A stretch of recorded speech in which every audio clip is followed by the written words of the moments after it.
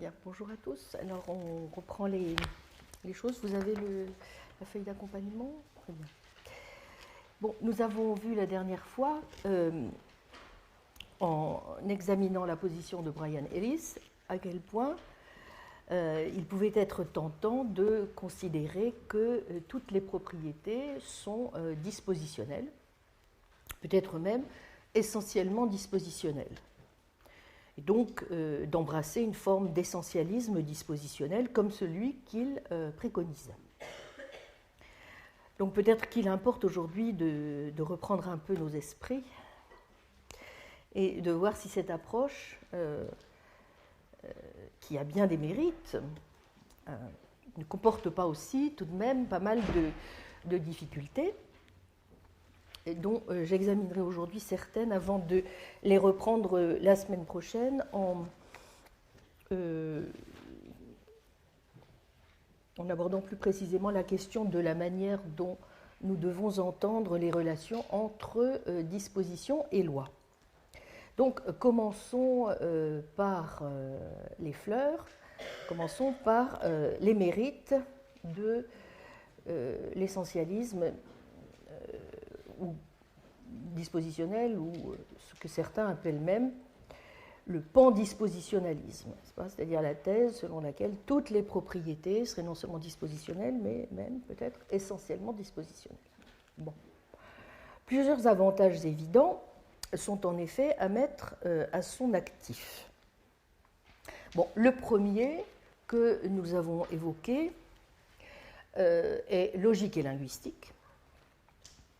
Nous l'avons vu en reprenant la discussion des arguments de Mellor, de Mumford et de Prior.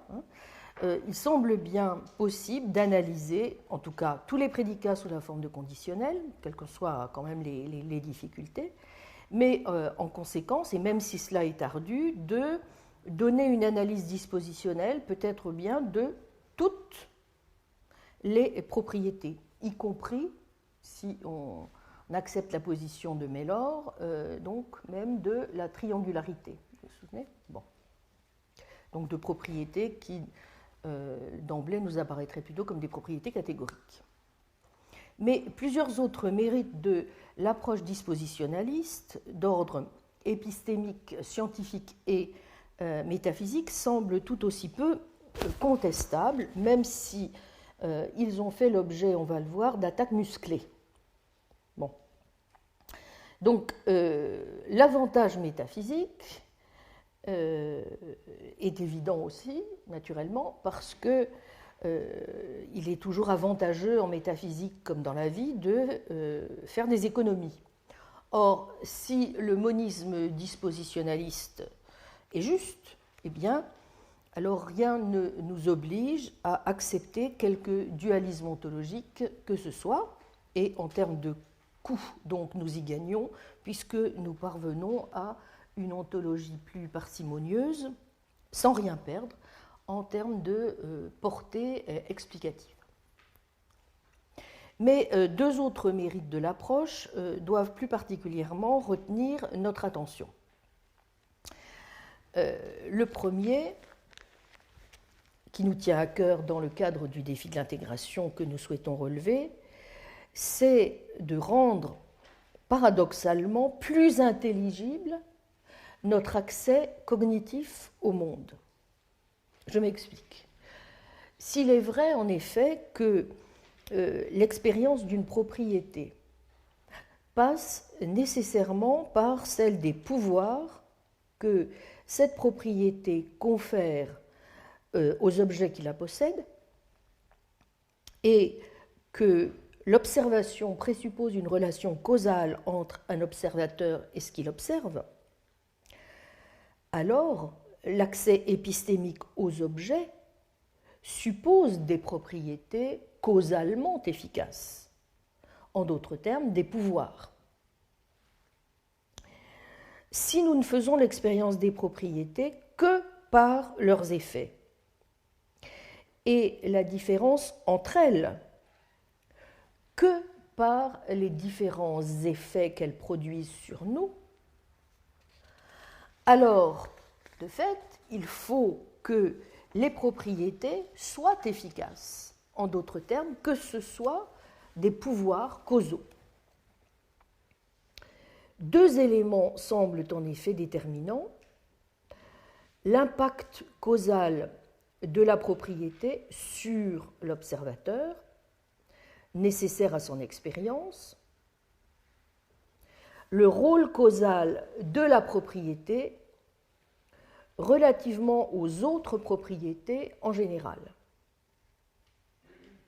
Bon, sans doute n'avons-nous pas accès aux dispositions elles-mêmes, qui ne se manifestent pas, mais nous avons bel et bien un accès épistémique à certaines de leurs manifestations ou certains de leurs effets réels. On pourrait presque dire que le supposé mystère qui était censé engendrer les dispositions a changé de camp. Car nous disposons désormais d'une condition d'identité transmondaine pour les propriétés, on pourrait dire une mêmeté d'essence dispositionnelle. Au contraire, refusons de dire que toutes les choses sont dispositionnelles et admettons des propriétés catégoriques, nous serions alors voués à invoquer quelque chose comme une identité primitive. Bref, quelque chose qui pourrait être posé indépendamment de tout lien causal ou nomologique, et nous serions inexorablement entraînés alors vers ce qu'on appelle classiquement le quiditisme. Or, à tort ou à raison, j'y reviendrai, le quiditisme peut être considéré comme problématique pour au moins deux raisons. D'abord, parce qu'il permet pour les propriétés l'échange de leurs pouvoirs causaux, par exemple des propriétés qui remplissent réellement le rôle de charge et celui de masse pourraient purement et simplement échanger ces rôles, comme le dit Lewis, pour produire un nouveau monde possible. Or, il y a de bonnes raisons de douter de la possible duplication des rôles causaux. Ce que je veux dire par là, n'est-ce pas, c'est qu'il est douteux que plusieurs propriétés puissent avoir le même rôle. Ensuite, le quiditisme a pour conséquence fâcheuse d'induire un scepticisme généralisé quant à la possibilité de connaître quoi que ce soit des propriétés du monde. Il nous condamne à l'humilité, comme le reconnaît du reste David Lewis, mais qui ne craint pas, comme on le sait, de revendiquer, je cite, une ontologie fondamentale extraordinairement austère. Fin de citation.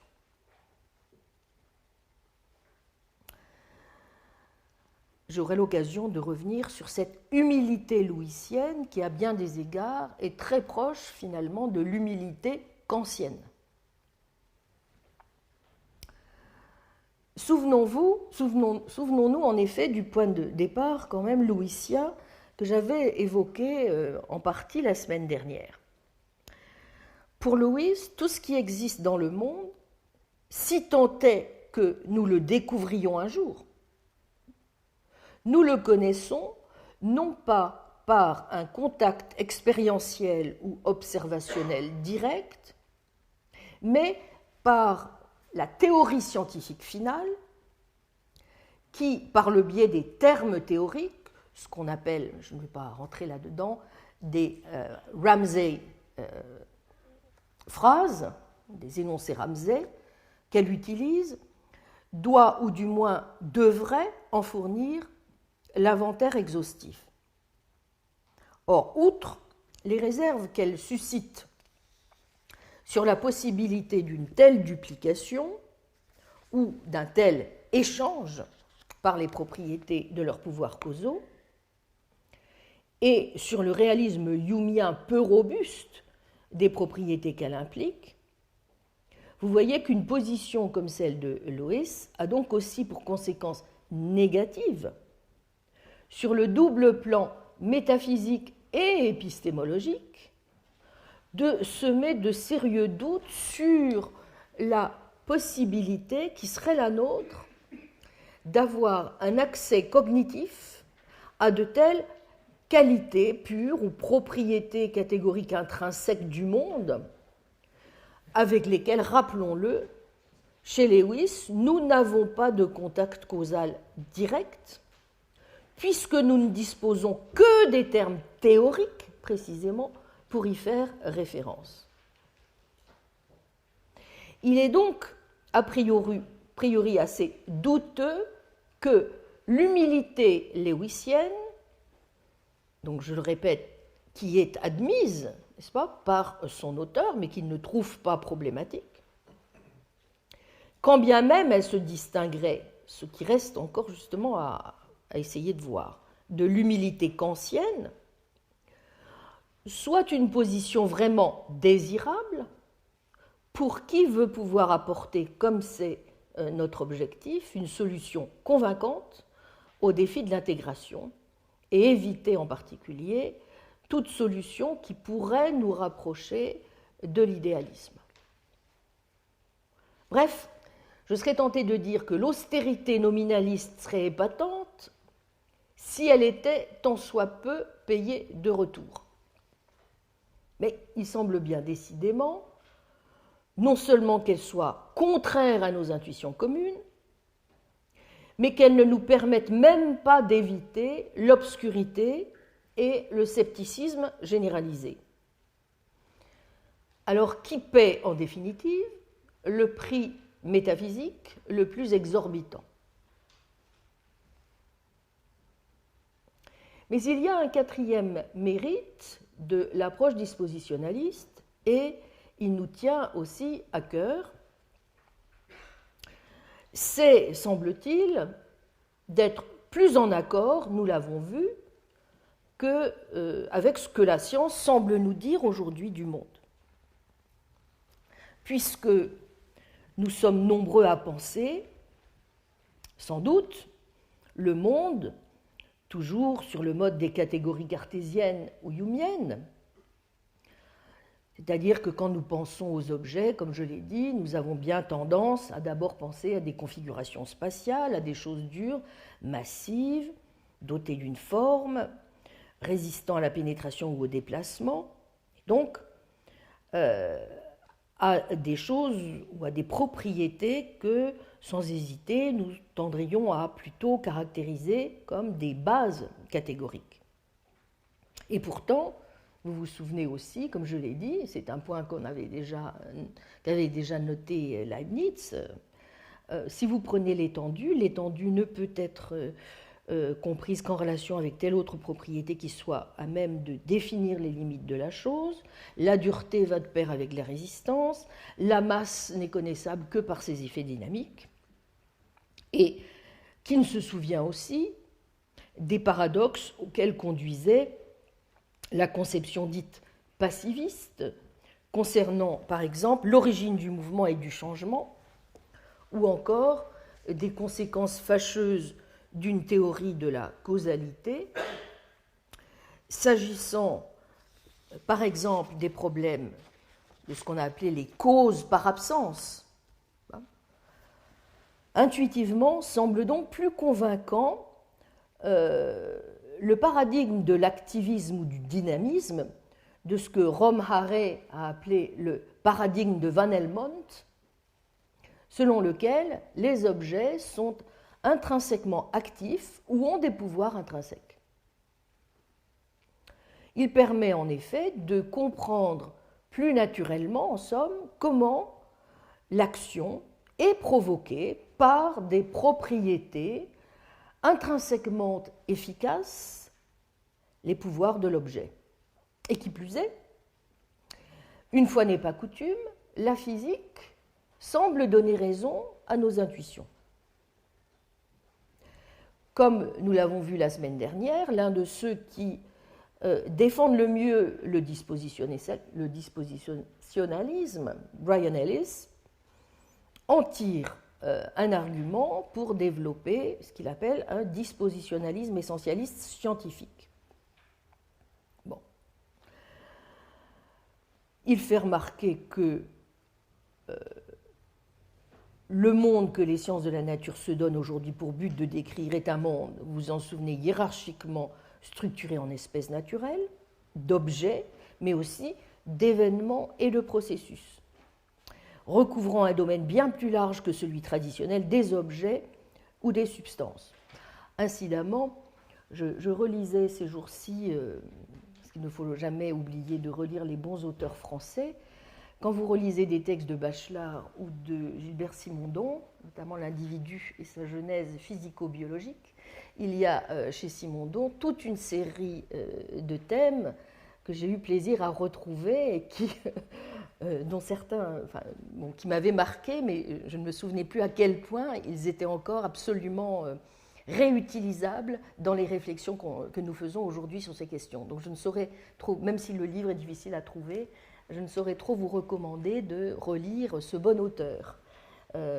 Et c'était effectivement, Simondon avait dit des choses extrêmement intéressantes sur le primat de la relation, n'est-ce pas, sur le transindividuel, etc., et sur la manière dont il concevait le principe d'individuation, précisément.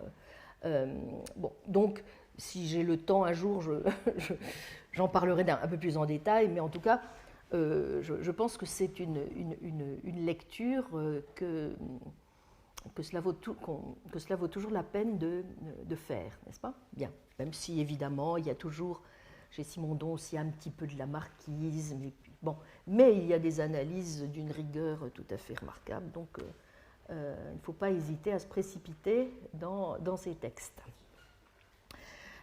Alors, quant aux propriétés les plus fondamentales, il ne s'agit plus de qualités premières passives, comme celle que mettait en lumière le mécanisme classique, mais de capacités, propensions ou pouvoirs causaux, pouvoirs d'agir et d'interagir, de propriétés donc qui sont par nature ou essentiellement dispositionnelles en ce qu'elles mettent en œuvre des dispositions à agir et à réagir de différentes manières, avons-nous vu, selon les circonstances. À ce sujet, je crois que Jonathan Law, qui est resté un farouche substantialiste, pour sa part, identifie assez bien, me semble-t-il, l'une des raisons pour lesquelles certains philosophes, pourtant conscients des difficultés inhérentes au dispositionnalisme ou à la métaphysique des pouvoirs, préfèrent dire qu'il n'y a pas de propriétés purement catégoriques ou qualitatives, mais seulement des pouvoirs où sont à tout le moins, c'est le cas par exemple de l'interprétation que propose Jonathan Hale, de ces pouvoirs comme qualitatifs ou comme ayant un aspect qualitatif. Cette raison tient au fait que la notion même de propriété. Je signale aussi au passage que le très, très important ouvrage de Hale, mais je crois que je vous l'ai mis dans la bibliographie, a été traduit en français d'un point de vue ontologique aux éditions d'Ithac l'année dernière. Donc c'est aussi un livre que vous pouvez lire dans notre belle langue. Bien. Donc, Law explique très bien la raison pour laquelle, si vous voulez, on peut continuer à être tenté par le dispositionnalisme. Cette raison tient au fait, dit-il, que la notion même de propriété, qui est un non-pouvoir, en quelque sorte, ou qui serait un non-pouvoir, appliqué à un objet concret, en toute rigueur, n'a aucun sens. Cela supposerait, en effet, dit Law, qu'une telle propriété, vous voyez, soit parfaitement inerte causalement. Or, on ne peut pas penser de façon cohérente que même une propriété de forme comme la sphéricité soit un non-pouvoir. Car cela impliquerait que la sphéricité n'induit aucune différence sur le comportement causal d'un objet sphérique. Et donc vous voyez que si tel était le cas, eh bien, on ne pourrait même pas dire si oui ou non l'objet en question est sphérique. Parce que la perception des propriétés d'un objet requiert telle ou telle sorte d'interaction causale, une fois encore, entre le sujet percevant et l'objet.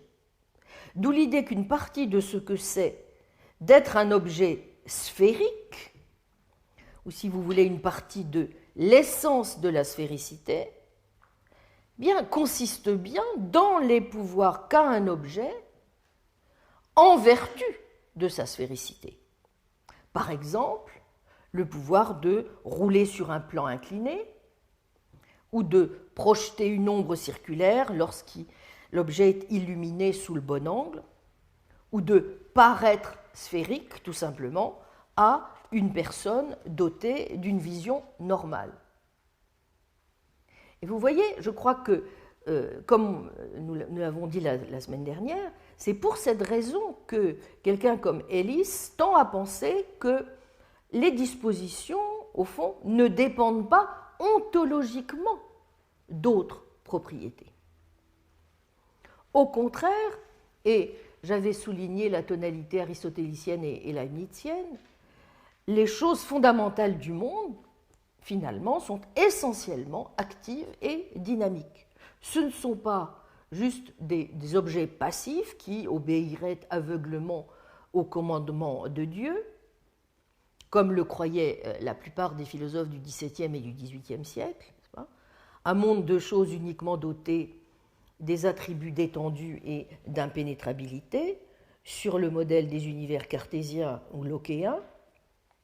Nous avons plutôt affaire à un monde dans lequel les choses ont leur propre dynamique interne, une dynamique essentielle à leur nature et déterminante pour leur comportement.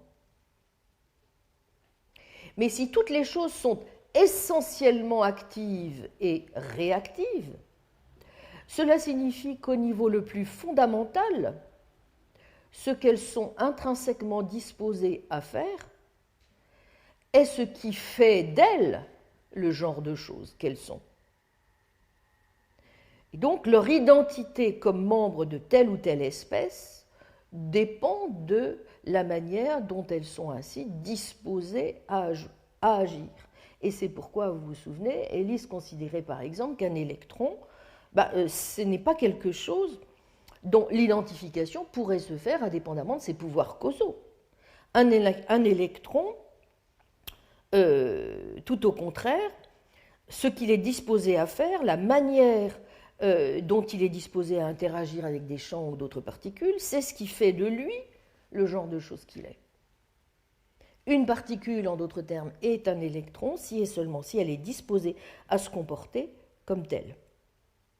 Du même coup, ses propriétés dispositionnelles relèvent bien, semble-t-il littéralement, de son essence. Vous voyez pourquoi je disais que ce n'est pas seulement de dire que toutes les propriétés étaient dispositionnelles, il s'agissait d'induire même l'idée qu'elles étaient essentiellement dispositionnelles. Vous voyez, c'est-à-dire faisant véritablement partie de la définition même de la chose. Bien. Bon, ça voudrait donc dire que les caractéristiques définitionnelles, réelles, des espèces de choses les plus fondamentales que nous connaissons, les protons et électrons, résident toutes, apparemment, dans ces lois d'interaction. La caractéristique définitionnelle du pronom, c'est son rôle causal et rien d'autre. Donc, la science confirmerait cette omniprésence des propriétés dispositionnelles. Comme je l'ai dit, pour reprendre la formule de Shoemaker, par exemple, toute propriété est un pouvoir et n'est rien qu'un pouvoir. Vous voyez que nous sommes bien loin de l'univers néolumien atomiste dans lequel la causalité se définit en termes de régularité, de conjonction constante, comme cette vaste mosaïque d'occurrences locales dont parle Lewis, de ces faits particuliers dotés de propriétés intrinsèques et catégoriques. Comme dit Lewis, rien qu'une petite chose, puis une autre, et ainsi de suite. All there is to the world is a vast mosaic of local matters of particular fact, just one little thing and then another.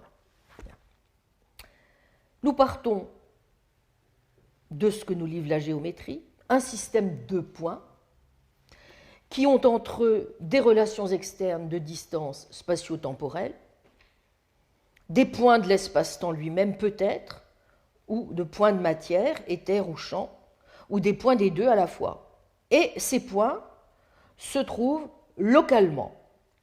En ces points, se trouvent localement des qualités pures, lesquelles pour Lewis s'entendent du reste comme des classes nominalistes de termes, et au fond, et aussi proche, semble-t-il, que l'on soit du point de vue du sens commun, surtout ce qui est quand même un peu surprenant chez quelqu'un qui s'estime ou se qualifie volontiers de commonsensical fellow, on considère comme un fait primitif que telle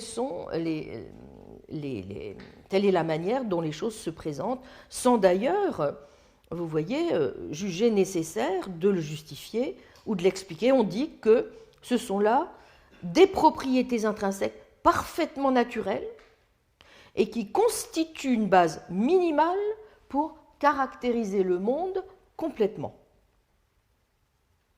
Donc, ces propriétés censément naturelles à la Lewis n'ont besoin, si on le suit bien, de rien d'autre ou de plus pour être instanciées que d'un point. Assurément, comme l'avait déjà noté Jean Nicot, du moins dans une géométrie à prétention physique, disait-il, et non abstraite, il n'est peut-être rien de plus complexe qu'un point. C'est pas ? Bon. Mais il n'est pas sûr que Lewis ait une telle géométrie physique en tête. La condition suffisante et nécessaire, en tout cas pour être une propriété fondamentale, intrinsèque ou catégorique pour lui, c'est d'être instancié par un point, c'est tout, pourrait-on dire.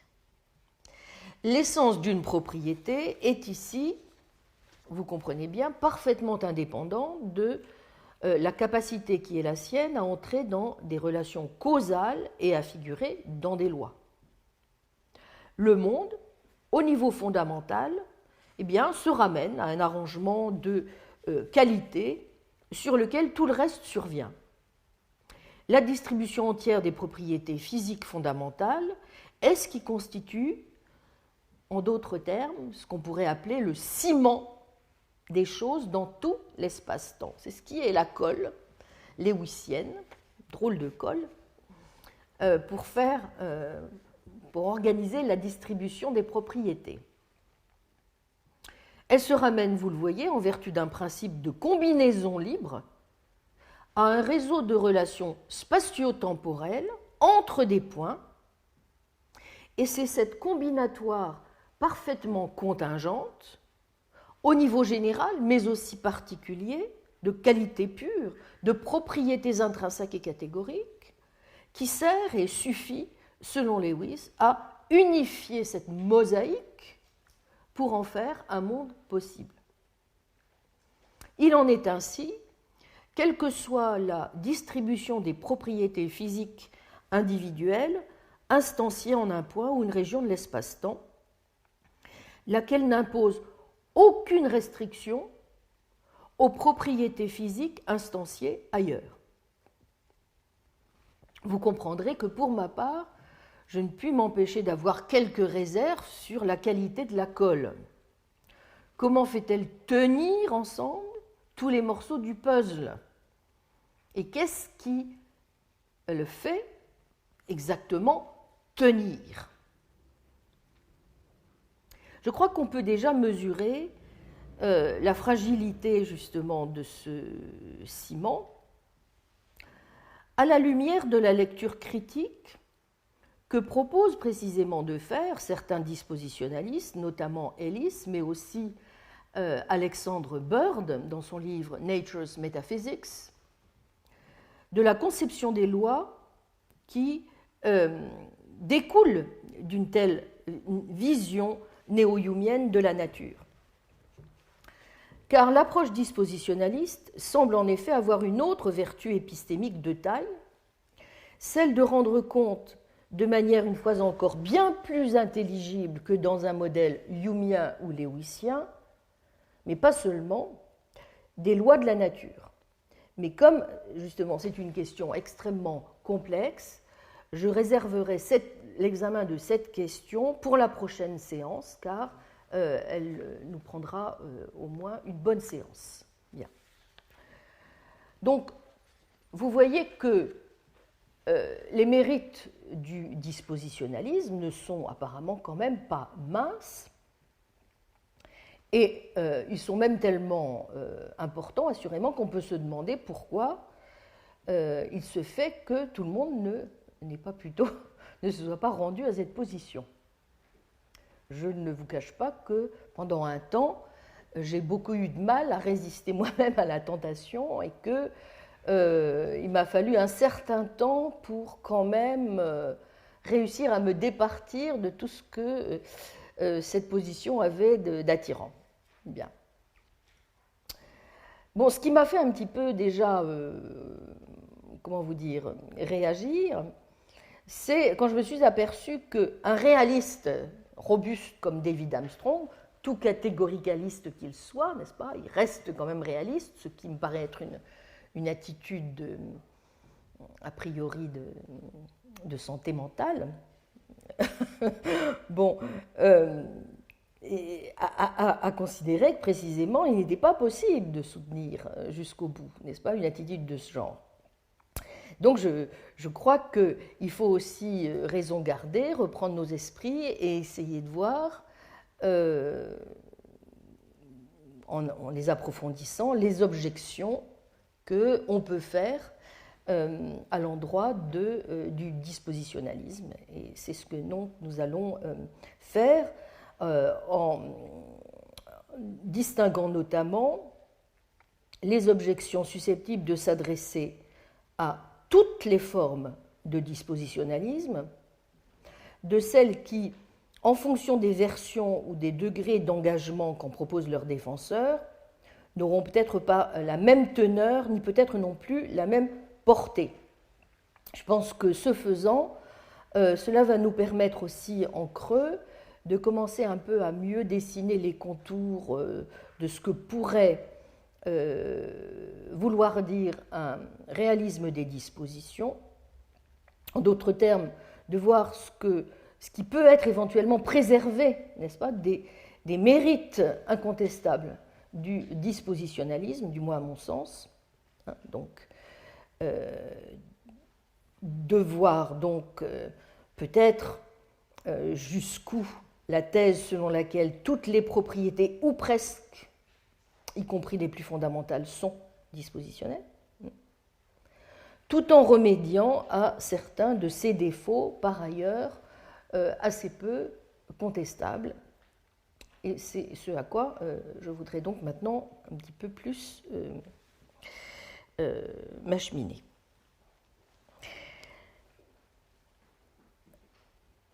Le premier groupe d'objections, donc nous sommes au paragraphe 2 sur la feuille d'accompagnement, a trait, vous vous en souvenez, aux menaces idéalistes induites par le monisme dispositionnel. Pour bien comprendre où nous en sommes, je vous rappelle l'éventail possible des positions. nous l'avons vu, il n'est pas besoin d'être un moniste dispositionnel, donc un pandispositionnaliste, ni davantage un moniste catégorique, pour être un réaliste et pour reconnaître l'existence de propriétés réelles qui ne se réduisent pas à l'ombre portée par des prédicats. Mais il n'est pas non plus nécessaire d'être un moniste dispositionnel pour être d'emblée écarté du dispositionnalisme. C'est un point que a notamment souligné George Molnar dans son livre Powers, qui fait remarquer que, j'y ai déjà fait allusion, on peut soutenir un dualisme des propriétés ou une position mixte, et ce de plusieurs manières. Soit dualisme fort, en admettant et des propriétés catégoriques, donc les propriétés spatio-temporelles, les relations, et des propriétés dispositionnelles réelles. C'est du reste, finalement, la position du dispositionnaliste Molnar lui-même. Soit en soutenant que chaque propriété a deux faces ou deux aspects, l'une catégorique, l'autre dispositionnelle. C'est la position qui est celle, par exemple, de Charlie Martin ou de Hale. Bien. Face à ces positions, vous voyez que celle du moniste dispositionnel est donc plutôt radicale, puisqu'il est prêt à admettre, avec le réaliste catégorique, l'existence nécessaire d'une corrélation entre la disposition et sa base, mais il nie que cette dernière soit non dispositionnelle. Donc il n'y a plus de distinction, dès lors, entre les propriétés dispositionnelles et celles qui seraient censées ne pas l'être. Corrélativement, les prédicats habituellement considérés comme non dispositionnels ne le sont pas en fait. Or, j'ai eu l'occasion de vous le dire rapidement lors de la première séance, vous voyez où nous conduit tout de suite une position quand même de cette nature si on la suit jusqu'au bout. Si toutes les propriétés, du moins toutes les propriétés rares, rappelons que ne sont pas concernées les propriétés abondantes, comme par exemple gris et pesant 10 kg, selon la distinction qu'on fait entre les propriétés rares et les propriétés abondantes. Les propriétés abondantes, ce sont celles qui, ainsi, peuvent, vous voyez, recevoir plusieurs types de caractéristiques. Bien. Pour le moment, nous nous contentons des propriétés rares. Eh bien, si toutes les propriétés rares sont dispositionnelles, en un mot, si règnent absolument partout des propriétés dispositionnelles, de bas en haut, de haut en bas, on court le risque, vous vous en souvenez, d'un monde berkeleyien de propriétés déréalisées, dans lequel il n'y a plus de distinction entre qualité première et seconde, un monde circulaire, dans lequel, comme le notait Russell, toutes les choses finissent par déteindre les unes sur les autres, comme en témoigne l'analyse contrefactuelle en termes de monde possible, dont le résultat, comme l'a montré Simon Blackburn, est affligeant.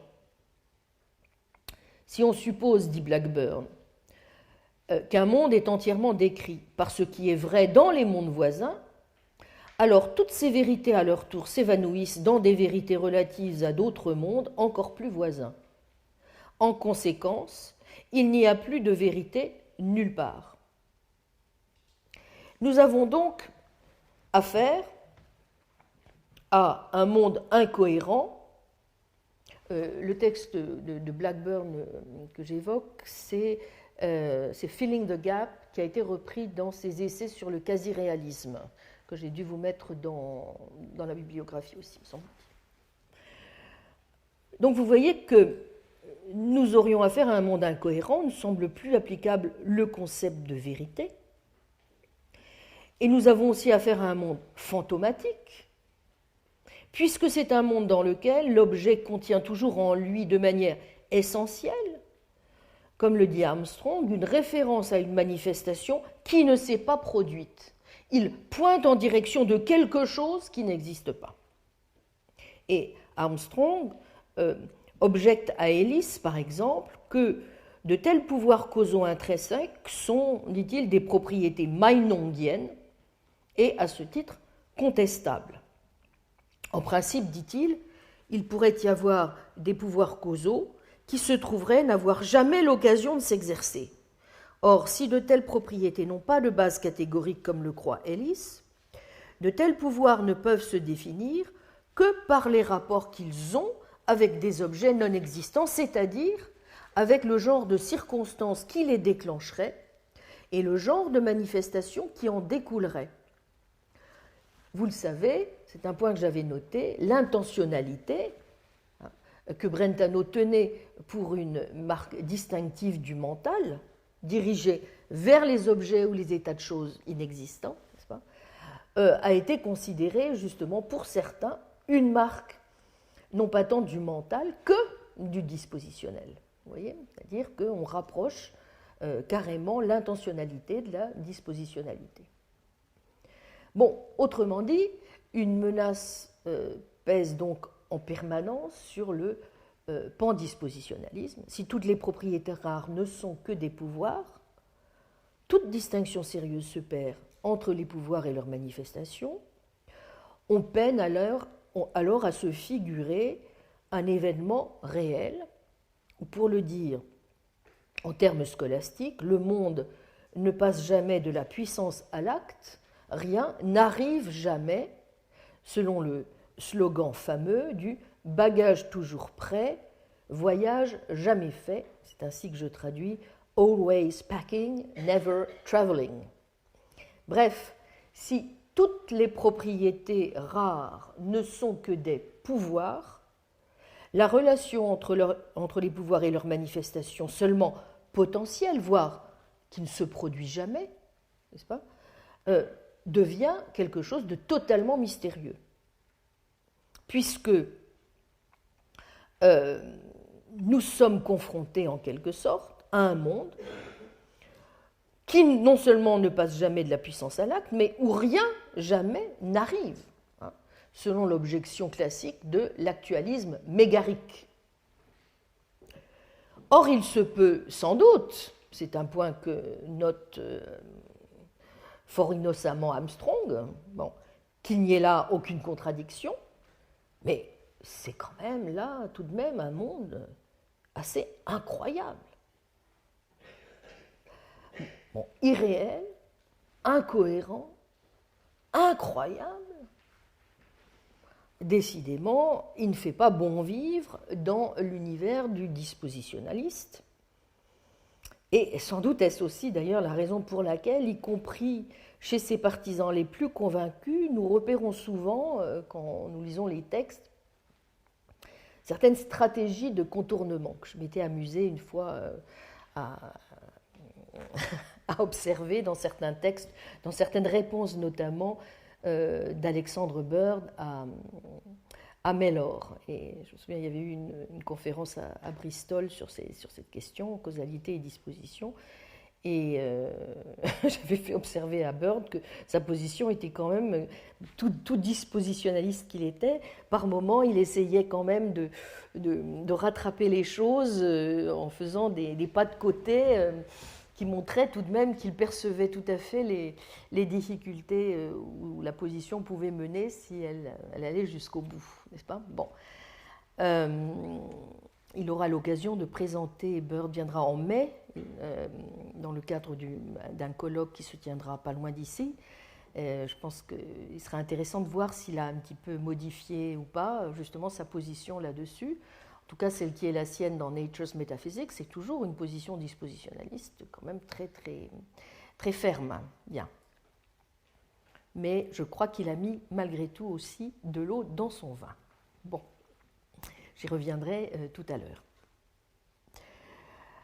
Donc, avant de nous demander si cet univers est incroyable et ne justifie pas tout de même, pour cette excellente raison d'être quand même un peu amendé, Je pense qu'il faut même peut-être commencer tout simplement à se demander s'il n'est pas purement et simplement, en effet, contradictoire.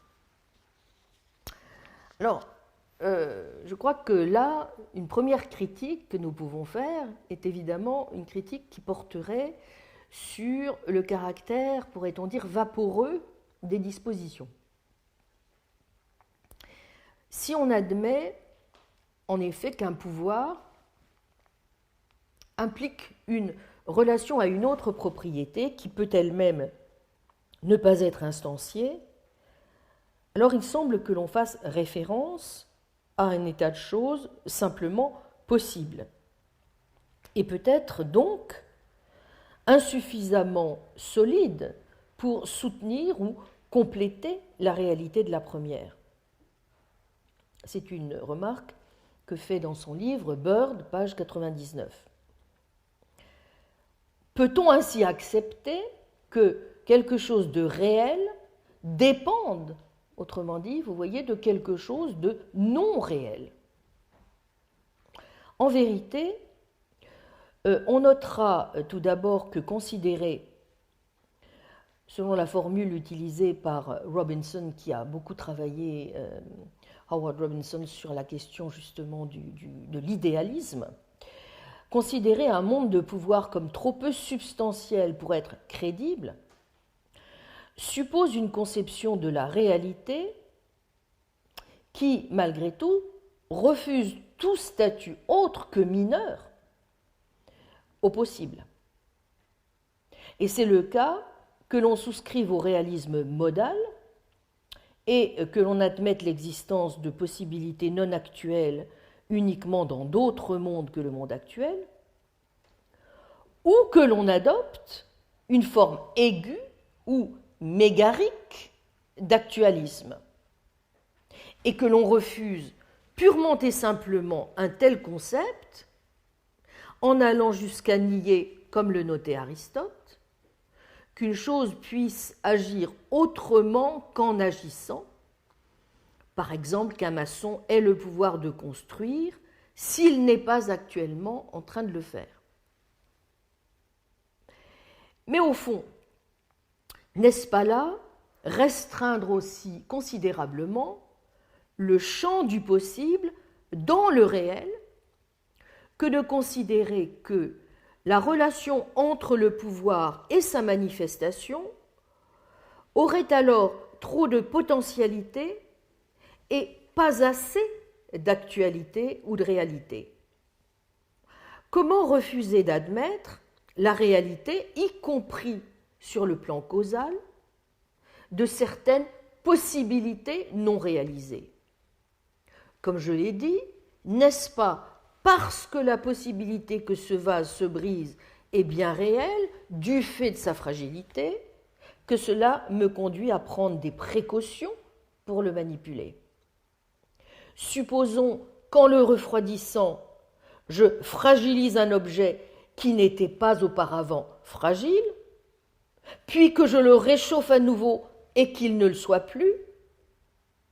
Même si la désintégration de l'objet ne s'est pas manifestée durant sa période de fragilité, cela n'a-t-il vraiment aucun sens de considérer que le refroidissement a bien causé l'existence de cette désintégration qui ne s'est pas manifestée? Pour mesurer de quelle manière une possibilité non réalisée peut entrer dans des relations causales en étant une cause, prenons un exemple contrefactuel de causalité. Si la possibilité de se briser pour le vase n'avait pas existé, c'est-à-dire si le bris du vase avait été impossible, il n'y aurait pas eu de surprise, de bruit, de doigts coupés, etc. C'est l'exemple que prend Bird, page 114, dans son livre.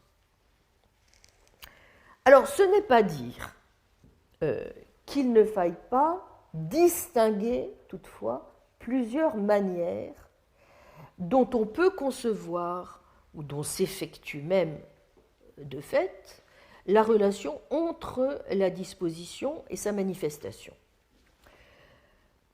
J'en distinguerai au moins trois. Premièrement, sans doute est-il difficile de parler en toute rigueur de relation de causalité entre un pouvoir et sa manifestation, autrement que dans la situation où toutes les conditions de stimulus sont présentes. Autrement dit, si quelque chose est un pouvoir, on attend bien de lui qu'il soit un pouvoir de faire quelque chose. Et si les conditions de stimulus adéquates sont présentes, le pouvoir peut être dit au moins partiellement causer sa manifestation en un sens non problématique. Deuxièmement, en revanche, les choses sont déjà moins évidentes et on hésite plus à parler de relation réelle si nous entendons cette relation, comme on l'a vu, au sens de la direction ou de l'intentionnalité, car en ce cas, la manifestation, le second relatum, en quelque sorte, n'est pas actuelle. Et peut-être a-t-on raison, en effet, de ne pas trop s'appesantir, du coup, sur cette relation, comme le souligne Alexandre Bird. Mais comment, en même temps, et c'est la troisième manière de considérer les choses, pourrait-on ne pas juger digne d'intérêt un troisième type donc de relation qui est banalement le concept classique depuis Aristote d'actualisation. Il s'agit simplement de montrer ici que le pouvoir cause la transition de sa manifestation non actuelle à sa manifestation actuelle. Si on retient ce sens, alors, comme le note Anna Marmodoro dans l'article qu'elle a publié dans The Metaphysics of Power, Their Grounding and Their Manifestations, ainsi du reste que toute une série d'articles tout à fait intéressants dans ce volume. Anna Marmodoro, qui est une aristotélicienne de choc, et qui reprend justement à partir de l'aristotélisme un certain nombre des questions, bon, de manière plus ou moins justifiée. Là n'est pas encore pour le moment la question, nous verrons plus tard. Mais en tout cas, elle a tout à fait raison de dire que, par exemple, si on retient le sens aristotélicien, ce qu'il s'agit simplement de montrer en ce cas, n'est-ce pas, c'est que le pouvoir cause la transition de sa manifestation non actuelle à sa manifestation actuelle. Et donc que, de ce point de vue, on peut parfaitement admettre que des pouvoirs puissent reposer sur d'autres pouvoirs, ce qui est, nous allons voir, une des difficultés justement que vous évoquiez, je crois, la semaine dernière, sans avoir besoin de leur chercher un fondement dans d'autres propriétés catégoriques. En effet, les réalistes catégoriques invoquent en effet contre les dispositionnalistes ce qu'on appelle l'argument de l'existence continuée, n'est-ce pas, pour justifier le besoin pour les dispositions de base catégorique. Pour eux, les dispositions ne peuvent avoir d'existence entre leurs manifestations que si elles sont fondées dans des propriétés catégoriques. L'objection d'un régressus, d'une régression des pouvoirs que l'on pourrait faire, donc vous voyez au dispositionnalisme, puisqu'il supposerait que le pouvoir repose lui-même sur un pouvoir, ad infinitum, vous voyez, il faut observer que cette objection ne vaut que si l'on considère que la supposée directionnalité ou intentionnalité suspecte du pouvoir est une propriété de celui-ci distincte et donc différente de l'essence.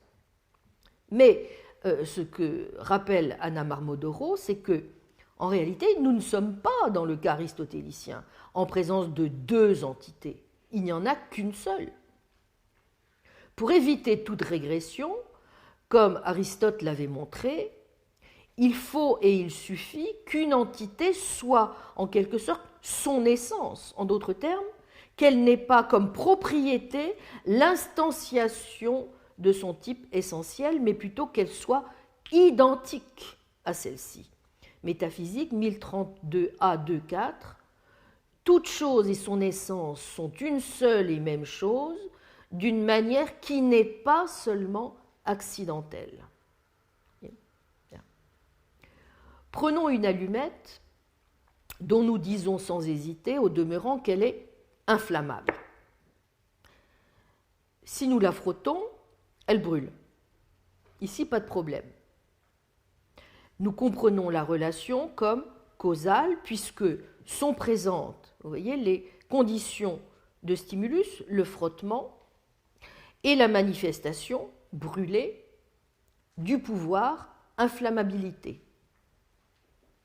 Mais supposons que nous ne frottions pas l'allumette. Qui songerait à nier le pouvoir de l'allumette d'être inflammable ou, si on veut, d'être dirigée vers, d'être prête à brûler? Vous voyez que le modèle qui semble ici le plus explicatif, c'est bien le modèle aristotélicien d'actualisation qui rend compte de la relation entre la manifestation probable de l'inflammabilité et la combustion actuelle de l'allumette, qu'on analyse cette relation au sens d'un processus liant l'inflammation à la combustion, ou l'inflammabilité comme une propriété qu'instancie ou qu'est susceptible d'instancier l'allumette à tel ou tel moment. Vous voyez ? Bon. Toutefois, même si nous accordons le principe d'une telle relation et la rendons à tout le moins non contradictoire ou cohérente, la question reste entière, contrairement à ce que soutient le monisme dispositionnel, de savoir quelle est la base métaphysique, ou dirions-nous en termes scolastiques, le fundamentum de la distinction que nous opérons entre le pouvoir et sa manifestation. Pourquoi ? Eh bien parce que, si du moins on est un réaliste sérieux, on peut penser qu'il y a bien une distinction ontologique, n'est-ce pas, entre un pouvoir et sa manifestation. Mais de quel ordre au juste ? Nous faut-il, en quelque sorte, distinguer ici deux entités, l'une qui serait intrinsèquement un pouvoir et l'autre qui serait intrinsèquement la manifestation d'un certain pouvoir.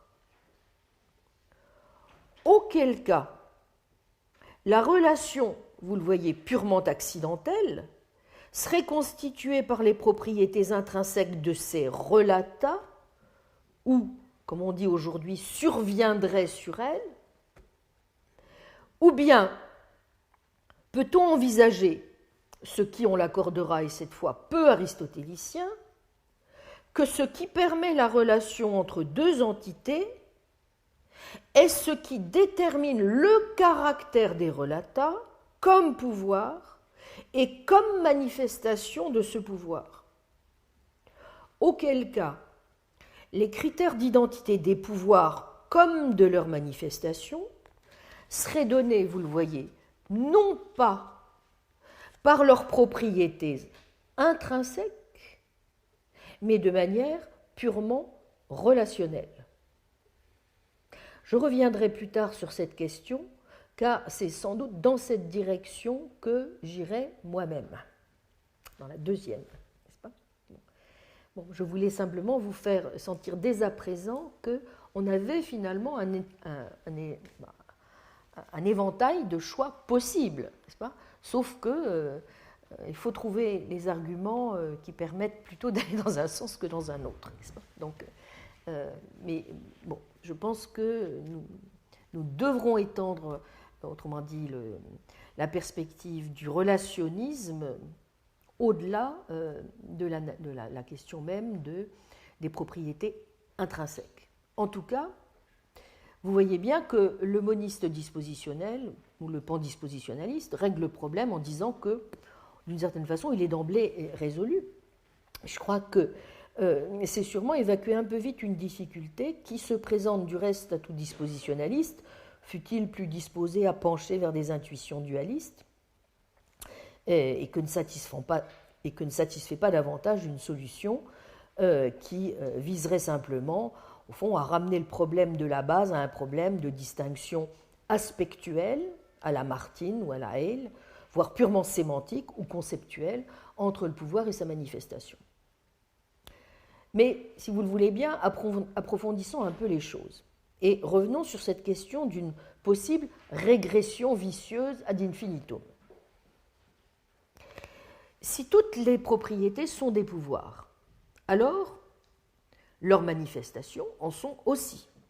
Et l'on assiste donc, c'est quand même là un problème qui n'est pas mince, à un jeu incessant de chaises musicales. A shifting around of properties, disent les dispositionnalistes. Bon. Rien ne se produit puisqu'il n'y a plus de transition de la puissance à l'acte. Conséquence fâcheuse de cette régression infinie des pouvoirs, il devient impossible d'en fixer les conditions d'identité.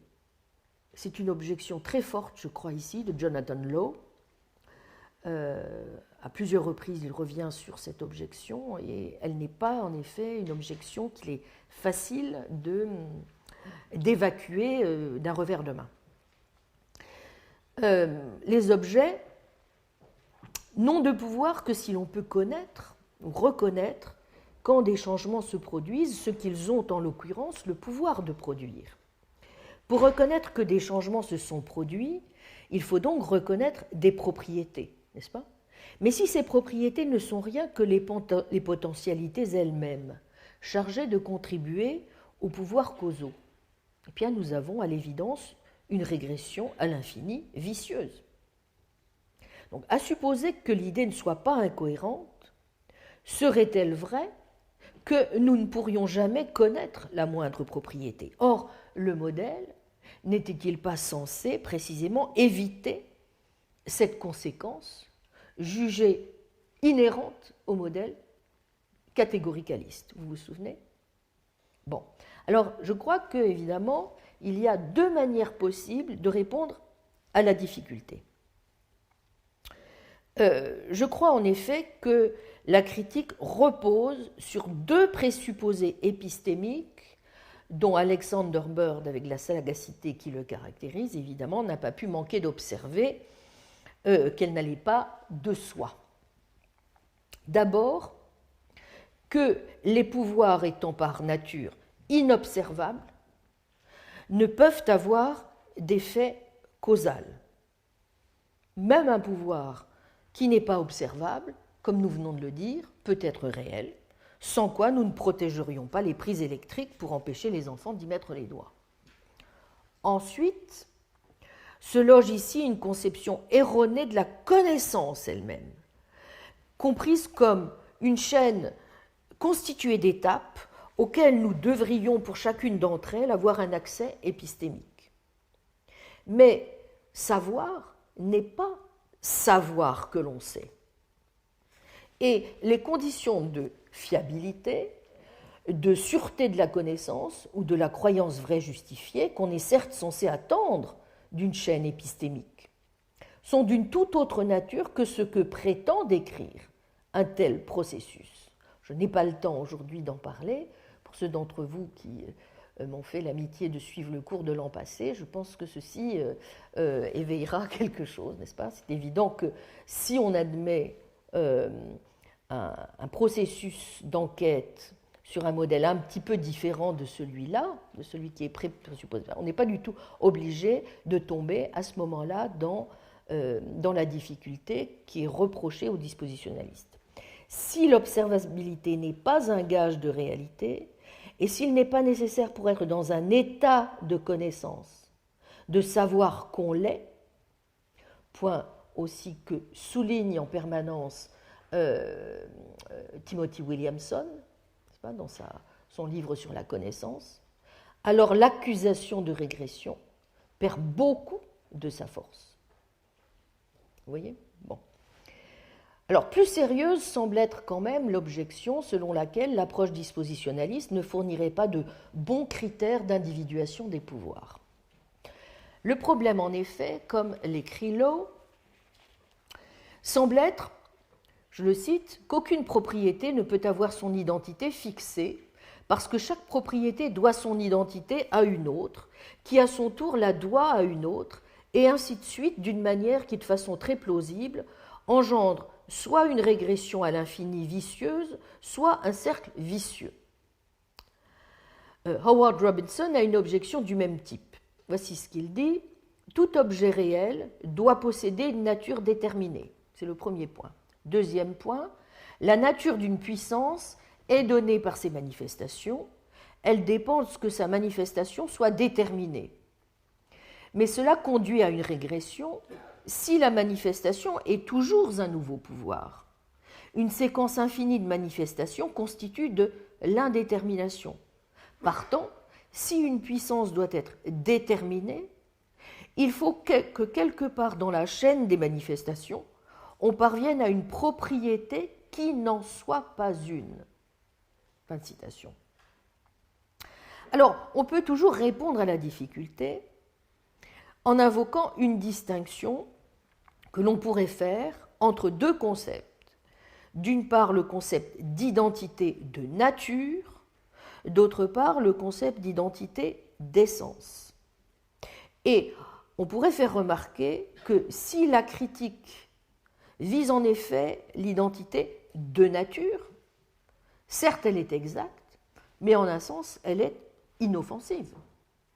Pourquoi ? Eh bien parce que la nature contient non seulement de nombreuses propriétés contingentes, mais maintes entités aussi, dont la caractéristique est de présenter des contours vagues. Ce pourrait être une manière de répondre. Mais ce n'est pas de cela, malheureusement, qu'il s'agit quand on fait une objection de ce type. C'est bien l'identité de l'essence, vous voyez, qui est en jeu. Or, celle-ci ne souffre pas d'indétermination. Sauf, comme l'a rappelé dans un texte célèbre en 1974 Gareth Evans, c'est-à-dire sauf à contrevenir aux lois de Leibniz, qu'on peut reformuler ainsi, pas d'entité sans identité. Et l'identité doit être déterminée. L'essence d'une entité, c'est bien d'être ce par quoi une chose est ce qu'elle est. C'est, comme le dit Aristote, ce qui fixe l'identité. Et l'identité d'une propriété est déterminée si les propriétés auxquelles la relie son essence ont elles-mêmes une identité déterminée. Or, si les essences dispositionnelles sont relationnelles, n'est-ce pas ? En d'autres termes, si l'essence d'une propriété se définit comme une relation à d'autres propriétés, alors on ne peut pas déterminer son identité, puisqu'on ne sort pas du cercle. Nous retrouvons donc là, malheureusement, la difficulté que j'avais déjà relevée plus haut. L'argument n'a de force que si l'on considère que l'identité des pouvoirs doit être déterminée par ses caractéristiques intrinsèques. Bird, qui défend la thèse selon laquelle toutes les propriétés sont essentiellement dispositionnelles, refuse cette prémisse. Et il considère qu'il est tout à fait possible de considérer que cette détermination soit purement relationnelle. En d'autres termes, que, vous voyez, l'identité du pouvoir soit fixée par sa relation réelle à d'autres propriétés.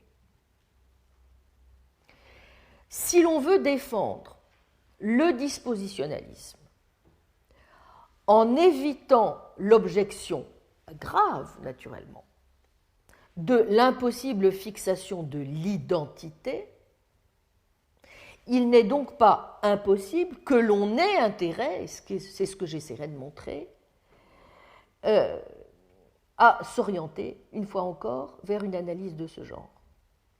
En revanche, vous voyez, si on admet, avec Jonathan Law, que l'identité des propriétés dépend nécessairement de ce qu'il est possible d'expliquer dans les termes des déterminations intrinsèques des propriétés, donc de celles qui sont distinctivement et indépendamment des autres les propriétés d'une chose, alors on comprendra que pour nombre d'auteurs, et pas seulement les catégoricalistes, les tentations en effet soient fortes pour contourner les critiques, de s'orienter plutôt vers telle ou telle forme jugée plus intuitive et moins dangereuse de dualisme des propriétés.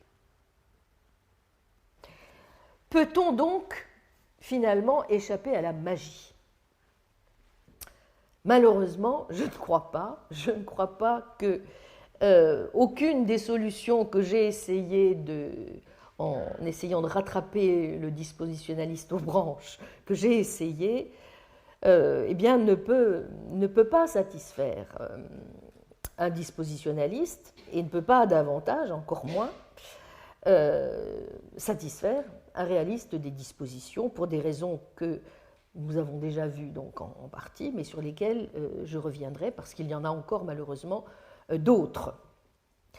Bon, si nous récapitulons, peut-être que nous pouvons déjà, par élimination, savoir de quoi nous ne voulons pas. Bon, nous ne voulons pas d'une première solution radicale qui consisterait à admettre d'emblée que le monde est composé de deux types de propriétés, les catégoriques et les dispositionnelles. Et plaçant ces dernières sans autre forme de procès, du côté des propriétés intentionnelles, voire purement et simplement inexistantes. Exit la première solution.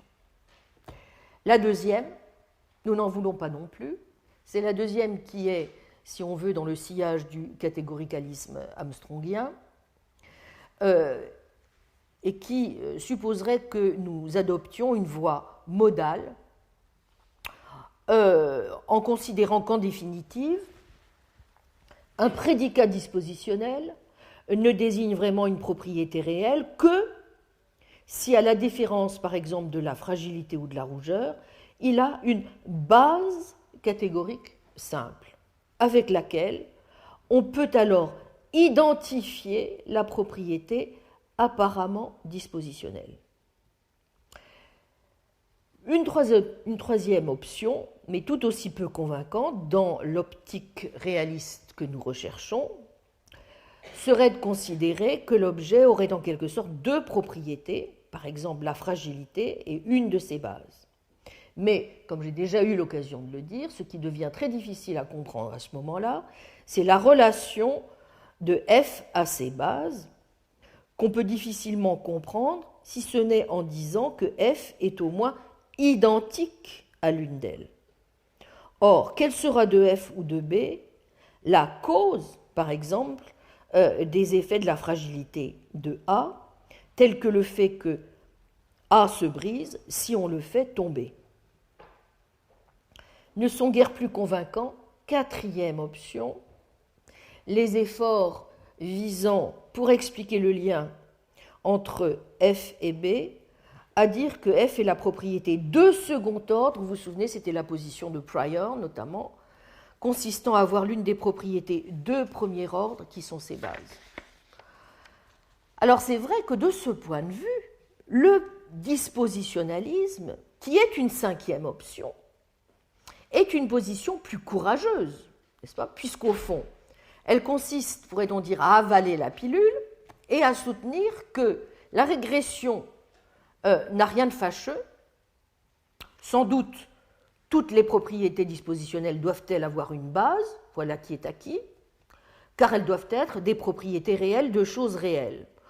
Or, il est assurément fréquent que les choses ont des dispositions qu'elles ont en raison de leur structure interne, auquel cas nous pouvons dire que c'est cette structure, en quelque sorte, qui assure la base, le fondamentum des dispositions. Soit.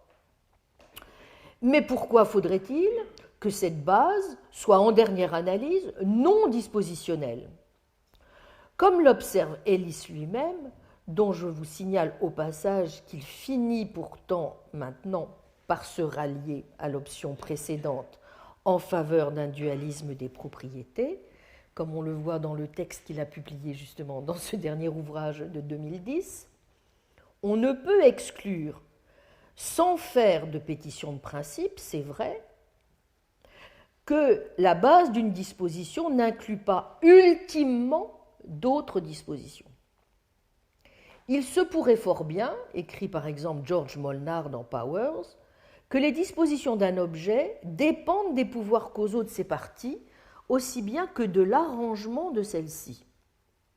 En d'autres termes, et contrairement à ceux qui y voient une régression infinie ou une circularité vicieuse, il se pourrait fort bien qu'un pouvoir ait son fondamentum dans un autre pouvoir, ou à tout le moins que les pouvoirs n'aient pas tous besoin de propriétés catégoriques pour base.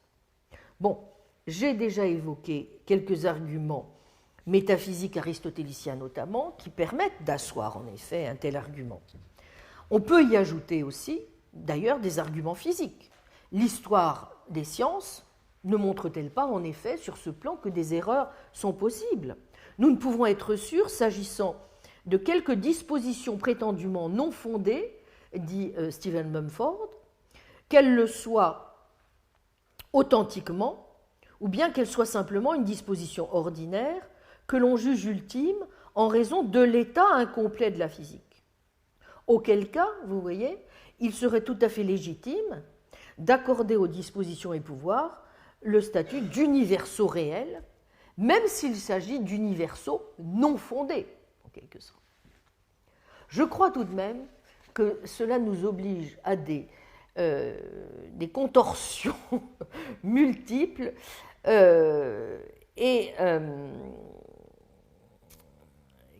qui, de surcroît, nous entraînent vers quelque chose qui est peu convaincant intuitivement, scientifiquement et épistémologiquement si nous nous obstinons à considérer que toutes les propriétés sont essentiellement dispositionnelles. N'est-ce pas contraire, malgré tout, aux arguments de fait qui parlent en faveur de propriétés non dispositionnelles et prendre finalement à tort une idée que nous ne pouvons nous empêcher d'avoir pour un caractère de l'objet auquel nous pensons? Insistant beaucoup, comme on l'a vu, sur la source possible de ce rejet d'une propriété qui serait un non-pouvoir, Jonathan Law revient sur cette question et il observe qu'il y a souvent une confusion à l'origine de l'idée selon laquelle il faudrait tenir toutes les propriétés, même les géométriques comme la sphéricité, pour des propriétés dispositionnelles. Sans doute est-ce bien, vous vous souvenez, c'est le texte que je vous ai lu tout à l'heure, justement, premières remarques qu'il fait sur les raisons pour lesquelles on a du mal à ne pas voir dans quelque propriété que ce soit un pouvoir, n'est-ce pas, à propos de la sphéricité. Il dit « Sans doute est-ce bien en partie en raison de ces pouvoirs qu'un objet sphérique roule sur un plan. Mais tout d'abord, ce n'est vrai qu'en partie. Il ne roulerait pas s'il n'était pas également lourd et rigide, à la différence par exemple d'une bulle de savon sphérique. Ensuite, ce n'est pas une raison pour cela de penser que ce qui constitue au moins en partie la sphéricité de l'objet, c'est d'avoir un tel pouvoir, alors qu'il a aussi d'autres propriétés. Notons par exemple que nous attribuons la sphéricité non seulement à des objets matériels, mais à des choses telles que des cavités ou des régions d'espace vide.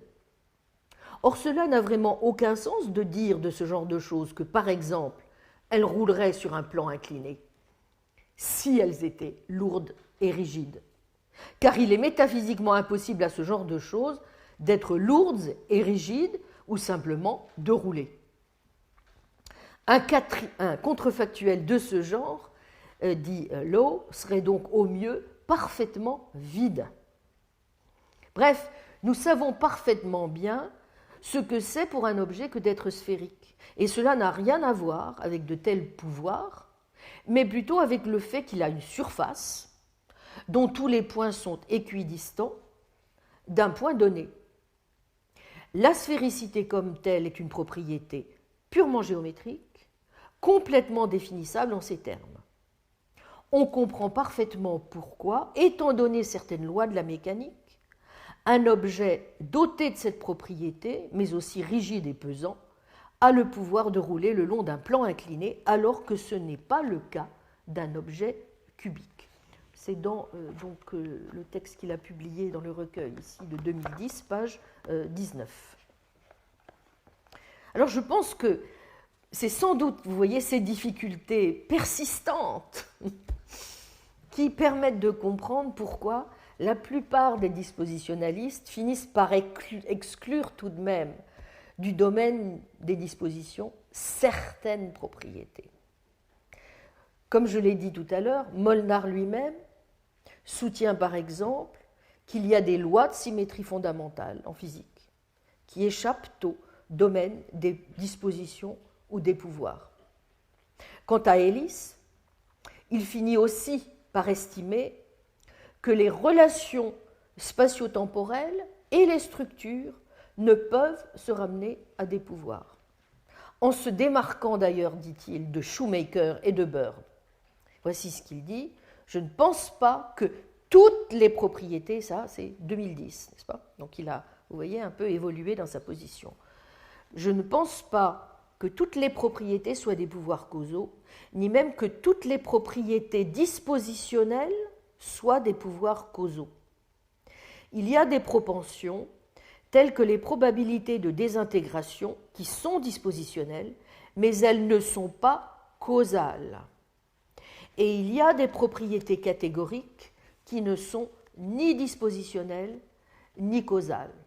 Autrement dit, vous voyez, même Brian Ellis s'oriente désormais davantage vers une forme de dualisme et de quiditisme d'ailleurs, qui le conduit à reconnaître que certaines propriétés catégoriques doivent être présupposées comme base des dispositions. Sans cela, dit-il, il serait impossible, eh bien, tout simplement de localiser les pouvoirs et de spécifier les lois de leur action.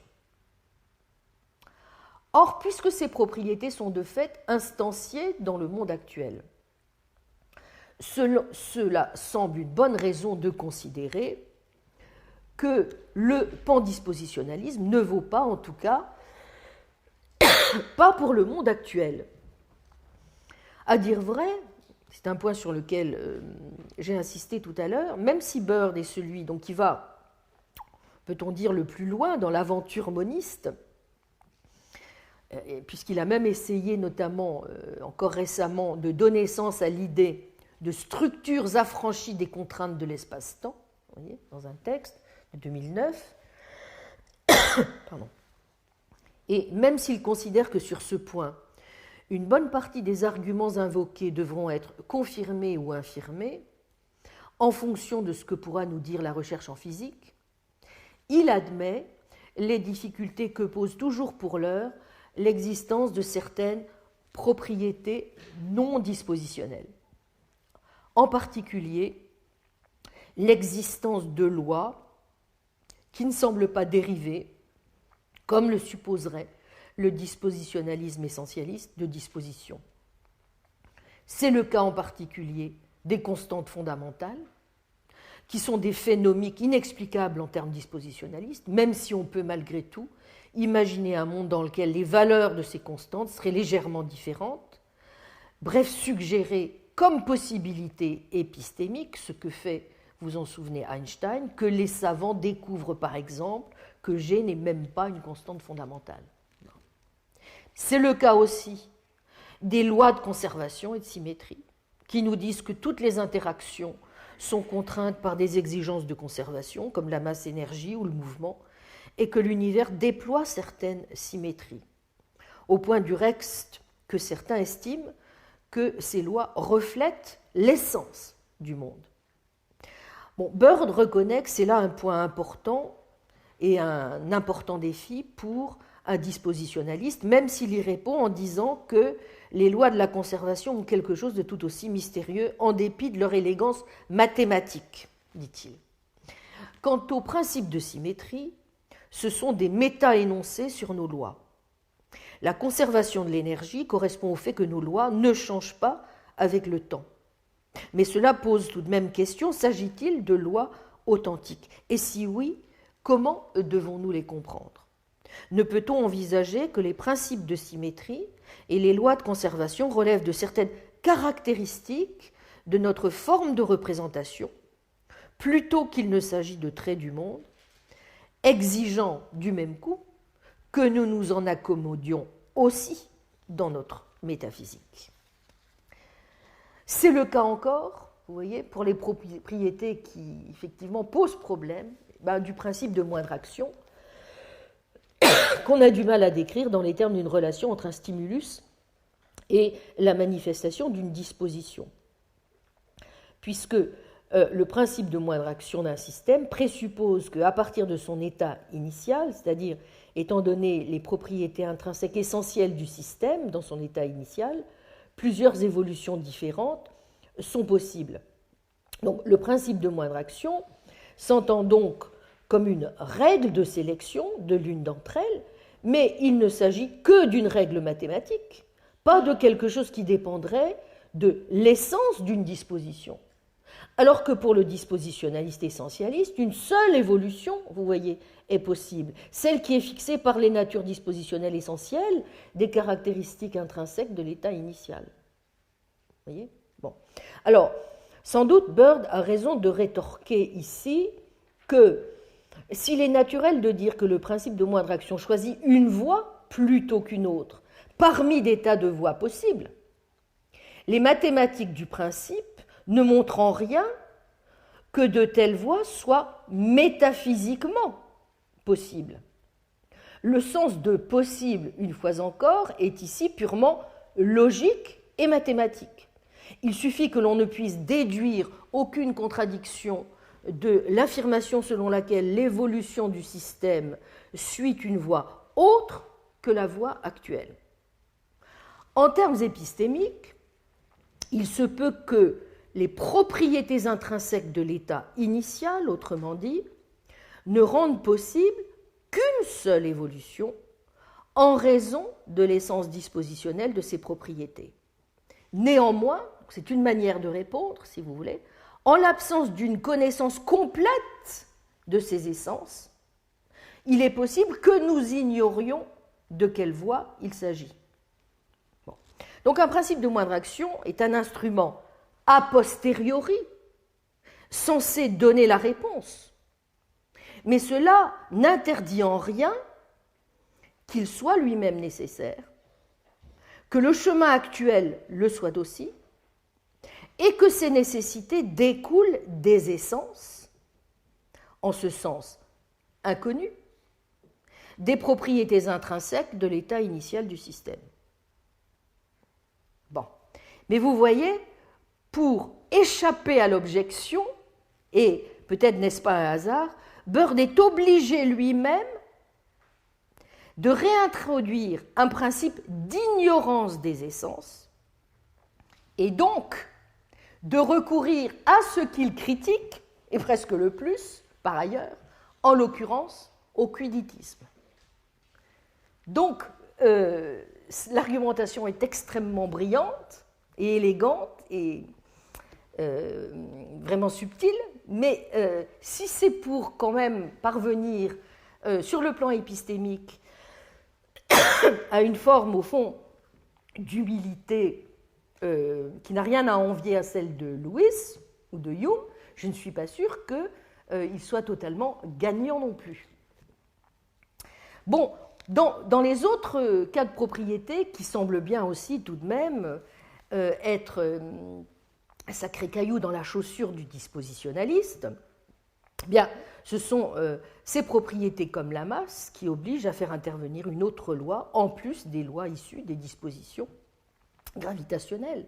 puisqu'on sait que la masse est une propriété fondamentale associée à deux dispositions, l'une inertielle, l'autre gravitationnelle. Donc deux propriétés pourraient être impliquées dans des lois distinctes conformément à la conception dispositionnelle. Mais s'il y a une troisième loi reliant ces deux propriétés, alors la troisième loi ne résultera pas de la nature des propriétés. Prenons la relation entre la masse gravitationnelle et la masse inertielle. Prima facie, du moins, il semble que nous ayons ici deux propriétés dispositionnelles.